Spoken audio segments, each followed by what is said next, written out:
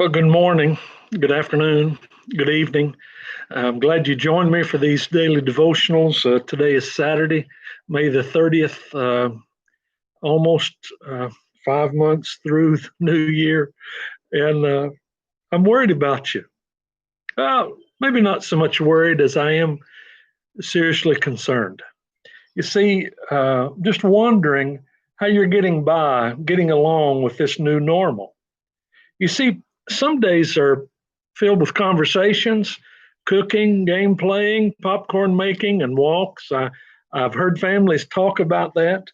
Neighbors are certainly growing to be conversational, and we're rediscovering what it matters and what it means for the church to be the beacon of hope for the world.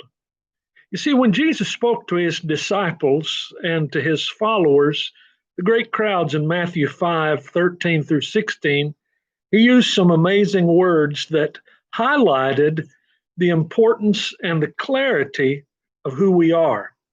He called them, us, salt and light. That's true believers. What a compliment. But there's a lesson in that. You see, in the first century Palestine, salt was used for flavor, and we enjoy that part of it. But more than anything, it was used to preserve, to push back decay. In fact, when life is deteriorating, we're to push back the decay through acts of love and mercy that glorified our Heavenly Father. You see, light overcomes darkness. It's one thing to stop the spread of evil, it's another thing to promote the spread of truth, beauty, and goodness. And in these days of overwhelming darkness, even hopelessness, what the world needs is who Jesus is and what he offers. How can we shine the light? How can we be the salt? Three quick things. First, salt and light are agents of impact. Believers are ministers of redemption in our world.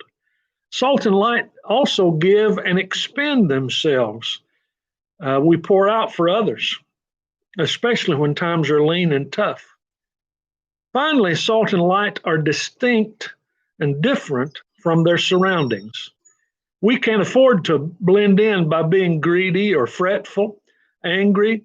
Rather, we want to live hopefully, peacefully, and generously.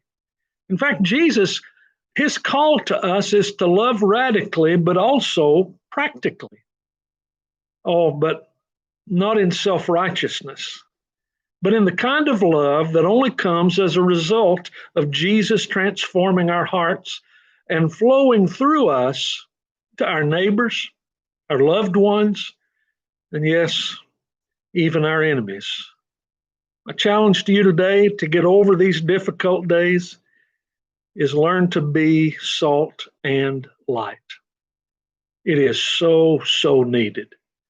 I want to ask you to pray for Robert, pray for Walt's family, pray for Rebecca and Mike. We lift up others that are facing difficult days.